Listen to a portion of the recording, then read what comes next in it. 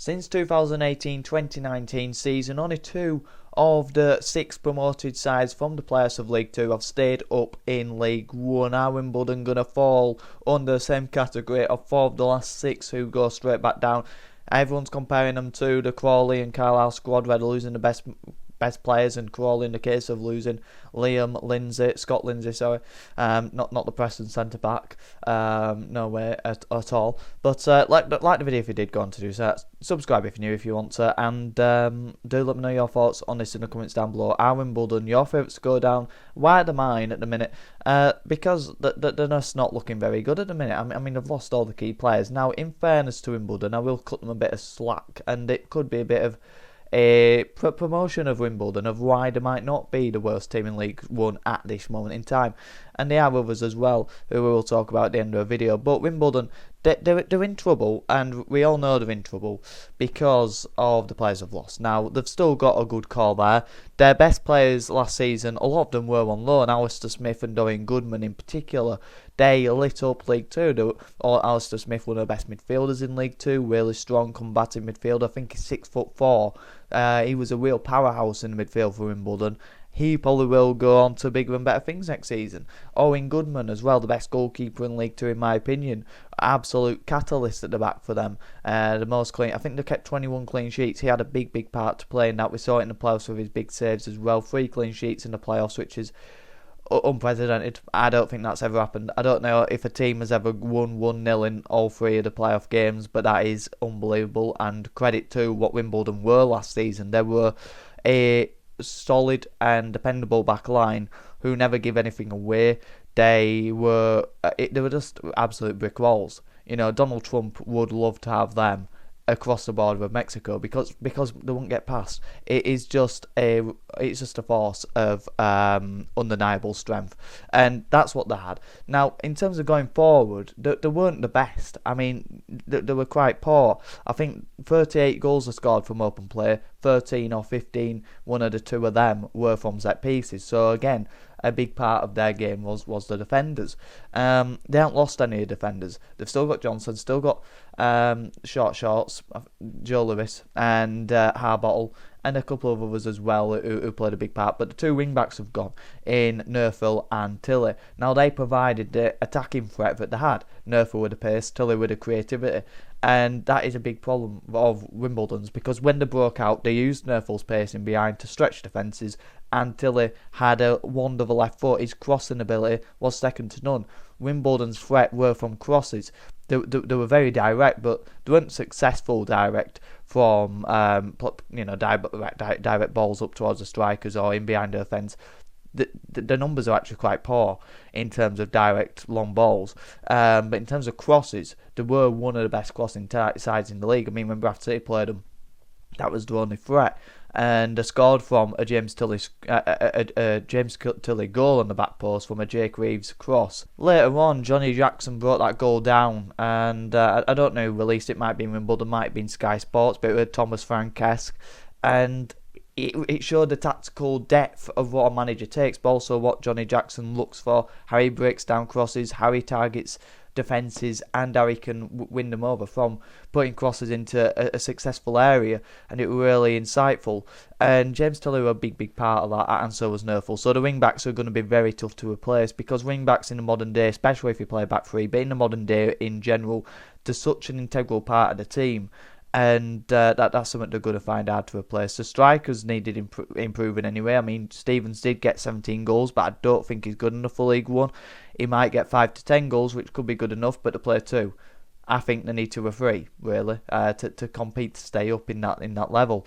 And I don't know if they're going to... This is a problem as well. When Wimbledon now are in a market where they haven't signed anybody, and they're struggling in terms of the reputation, because everyone's looking at Wimbledon going, well, surely they're going to go down now, it's going to be very tough for them, then our players going to want to buy into that, because they've started so late, they're so far behind. Best players have gone. It is going to be tough to lure players into Wimbledon. But what Wimbledon do have is Johnny Jackson. Now, I've already touched on him, but it's nothing short of what that man's done at Wimbledon, because he gets a lot of stick. Now, this is a problem, wokeism. It's a big problem in the world, but football, it is more so and more prevalent because I hate tippy-tappy football and Johnny Jackson don't play it. He won't accept it. It is a bit bland. You do watch it and you do think I might fall asleep, but he gets results, and that is what is football. You've got to get results, and 21 clean sheets cannot be underestimated. He came in at Charlton. It didn't really improve things slightly, but not really enough to get him the job. He was never going to be that man for Charlton. But Wimbledon took a punt on him. They saw enough in him, and what he is a great speaker. You can tell he's a motivator. You can tell he's built into the football club. And what Wimbledon have done, which I really rate, is give him the time. He came in and they just avoided relegation. They were right down there. They built in the second season, and then third season they get into playoffs and they win them. And you've seen a momentum and a steady progression in Wimbledon because they've given him time. They haven't given him time because he plays the right way of playing. They've given him time because he's a good speaker. He knows he's got the side of the players and the fans. Although that were turning a bit towards the back end of the season, understandably so, with where Wimbledon were and the fact that they looked like we were going to get top 3 and they end up just getting inside the top 7. But he's built in with that football club and obviously got the buy-in of the results because he has been getting results, and you can see that from the progression. Don't matter how you play, it's that you're getting wins, and that's what he's done. And he's always had a good run of clean sheets as well in the previous season where the Hearts beaten. You don't want to play against them, and that's what Wimbledon are. As a culture, you've got to get the culture out of your football club, and Wimbledon have got that. Now, Bradford City have got that at the minute, and that's what I like about them.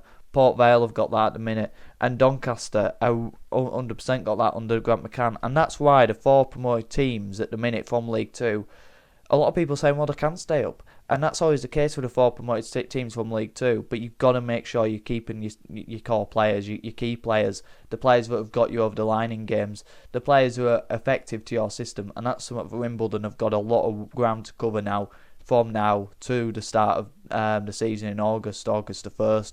So that is tricky now for Wimbledon. But like I said, they've got the right culture at the football club, and that is a tricky thing that you've got to find. And Wimbledon, across their 40 years across the success in the 80s, really, they were that team who wanted to play. You knew what you were going up against. You were coming up against a battle, and Wimbledon are that now again under Johnny Jackson.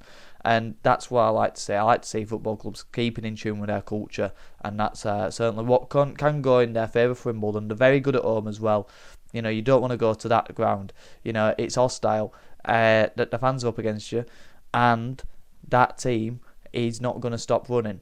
And that's something that you can't underestimate. That you can look at the team that's on the pitch, but you can't write them off across 46 games because they might nick 1-0s, they might nick 0-0s, and they will get results. So Wimbledon aren't going to go down without a whimper.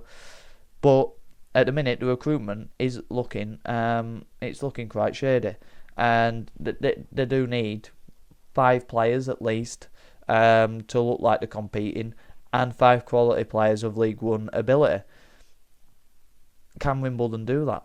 Have they got the budgets? Well, I read somewhere that they had a 14th budget in League 2, but they brought in Romain Sawyers, Ronan Curtis, and Hutchinson, the former Millwall centre-back as well. So they have brought in high calibre players for League 2 over the course of the last 2 to 3 seasons as well. So they can lure in that experienced player who's dropping down to a level. There's no doubt about that. So it's not over for Wimbledon. So I don't really believe in people writing them off, because I do believe in the manager. I believe in the back line, because if they can keep the 3 centre-backs. And look, the players who have lost, they can improve on them. There's no doubt Wimbledon are going to be a very tough team next season, and they're well in place to stay up. But at the minute, you can't fault the fact that people are saying that Wimbledon are going to come 24th, and so am I at the minute, because you look at the strength in League 1, it's such a tough league, and Wimbledon are behind. But you look at the teams at the bottom, Burton was one of the worst teams until Guy Bowyer came in. in November last year, kept them up to a 9th in the form tables from Gary Bowyer taking over in that November to the end of the season where they stayed up. Surely they've got the momentum to kick on. They've got a bit of backing as well. Exeter, they always find a way to stay up. Mansfield, good early recruitment. Nigel Clough knows how to grind out results and keep a team up. Yes, the momentum's not on the same way it was this time last year and in December, and from the collapse from January to end of the season, it is worrying, but I do believe Mansfield will stay up. They'll have enough, and again, their progression of football clubs steadily growing, and I do feel like it'll continue to do that. They needed a season staying up, then they can build off it, and that's what I think they'll do. There are a few teams like Wigan and Rotherham. Can they fall down? Talking about momentum is a huge thing. You can't underestimate it. Their momentum is on a downward trajectory. Can they maybe find themselves in a bit more of a scrap? Northampton, again, like Burton, Nolan came in and steadied the ship and kept them up. Can he do it again for another season? It's going to be tricky. I think Northampton are like in the same boat of Wimbledon. That they are going to be down there as favourites to go down. And Lincoln, can they be a bit of a Wigan and Rotherham to stabilise in League 2, in League 1? But could they find themselves scrapping to get into League 2? Because losing the key players, it's very similar. If they don't fail to recruit strongly in the next couple of weeks, they could find themselves in a similar boat where they're struggling to recruit players. But it's going to be very interesting. The summer window is well underway. Bradford City will stay up. That is of no doubt unbelievably. So 19th highest budget, but like I say, can't underestimate the culture and the players are brought in. I mean, it's just phenomenal, top quality in it. I mean, playoffs is on. I think maybe second, but yes, Wimbledon favourites to go down in my opinion. Still a long way to go, but it can all change. But there's no hiding the fact that there's cause for concern at the minute, as Wimbledon could be the 5th team to get relegated from League 1, having won the League 2 playoffs in the last 7 seasons. I think it is going to happen. Let me know your thoughts in the comments down below. Like the video if you did, and subscribe if you're new. All the support is massively appreciated. And thank you very much for watching, because it means you are a true fan of me or just general football. Let me know if you want more of this content coming in the next few weeks. Have a good one.